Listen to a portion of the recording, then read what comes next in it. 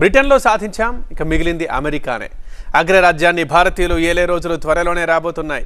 భారత మూలాలున్న లీడర్లు white house మెట్లెక్కేందుకు ground prepare చేసుకుంటున్నారు. ఏదైనా జరిగి బైడెన్ తప్పుకుంటే గనక అధ్యక్ష అభ్యర్థి రేసులోకి వచ్చేది తమిళ మూలాలున్న మహిళే.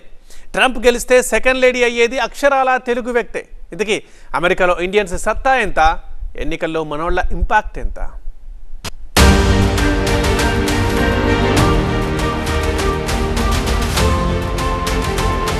వివేక్ రామస్వామి, కమలా హారిస్, రో ఖన్నా, రాజా కృష్ణమూర్తి, ప్రమీలా జైపాల్ వీళ్లంతా అమెరికా రాజకీయాల్లో ఓ వెలుగుతున్న భారతీయ మూలాలున్న పొలిటీషియన్స్.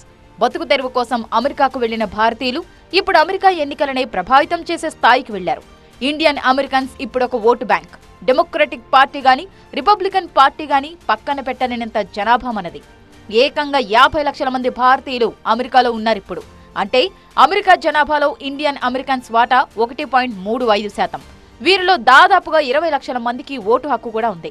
మెక్సికన్ల తర్వాత అమెరికాలో నివసిస్తున్న ఇతర దేశాల వారి జాబితాలో ఇండియన్లదే సెకండ్ ప్లేస్. కేవలం 20 లక్షల మంది ఓటర్లు అమెరికా ఎన్నికలను ప్రభావితం చేయగలరా? మంచి ప్రశ్న ఇది. కానీ సమాధానం కూడా నిజమేగా అనేలా ఉంటుంది. ఓట్ల పరంగా చూస్తే ఇండియన్ అమెరికన్ల ప్రభావం ఎన్నికలపై పెద్దగా ఉండదు. కానీ ఎన్నికలలో ప్రచారం చేయడంలోనూ, నిధుల సమీకరణలోనూ, నిధులు ఇవ్వడంలోనూ ఇండియన్ అమెరికన్స్ దే అప్పర్ హ్యాండ్. ఓట్లు వేయడమే కాదు, నోట్లు ఇవ్వడంలోనూ ఇండియన్ అమెరికన్స్ ముందుంటారు. గత ఎన్నికల్లో జో బైడెన్ గెలవడానికి కృషి చేసింది, ఎక్కువ విరాళాలు ఇచ్చింది భారతీయులే. ఇండియన్ అమెరికన్స్ సంపన్నులలోని మొదటి 300 మంది ఇచ్చిన విరాళాల మొత్తం అక్షరాల $350 లక్షల. ఈ విరాళాలను చూసి జో బైడెన్ ఖచ్చితంగా గెలవబోతున్నాడని ఆనాటి ఎన్నికలప్పుడు మీడియాలోనూ ప్రత్యేక ప్రస్తావన వచ్చింది. సో అమెరికా ఎన్నికలను భారతీయులు ఖచ్చితంగా ప్రభావితం చేస్తున్నట్టేగా అర్థం. పైగా అమెరికాలో తెల్ల ఓటర్ల శాతం తగ్గుతోంది. అమెరికాలో నల్ల జాతీయులు, తెల్ల జాతీయులు అని 2 వర్గాలు. వీళ్లలో తెల్లవాళ్లు ఓటు హక్కు తీసుకోవడం లేదు. అమెరికాలో 24 కోట్ల మంది ఓటర్లున్నారు. 2000 సంవత్సరంలో మొత్తం ఓటర్లలో 76% తెల్లవాళ్లుంటే 12% మంది నల్ల జాతీయులు ఉండేవారు. 2018 నాటికి తెల్ల ఓటర్ల శాతం 67కి పడిపోయింది. ఇదే సమయంలో ఇండియన్ అమెరికన్స్ ఓటర్లు పెరుగుతున్నారు. పైగా అమెరికాలో ఉంటున్న మన వాళ్లంతా సంపన్నులు.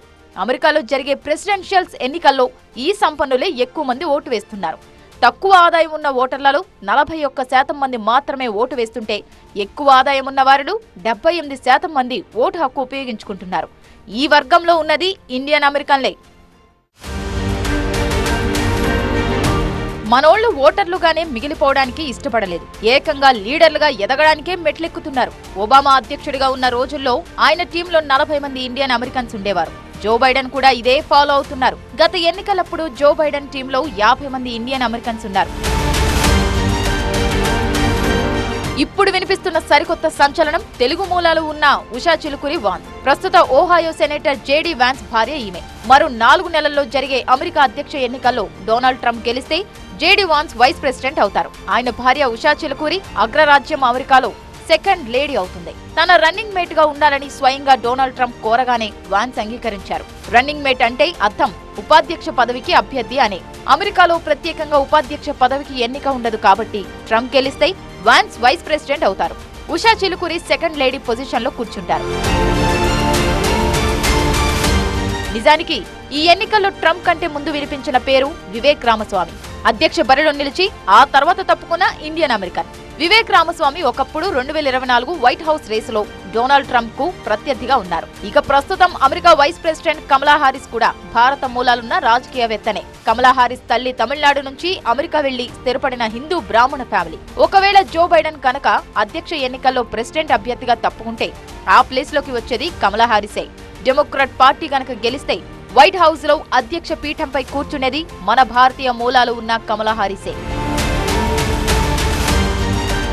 సో అమెరికాలో ఇండియన్స్ సత్తా చాటుతున్నారు. ఇప్పుడు విద్య, ఉద్యోగం, వ్యాపారాల్లోనే కాదు రాజకీయ రంగంలోనూ మనోళ్లే ఎక్కువగా రాణిస్తున్నారు.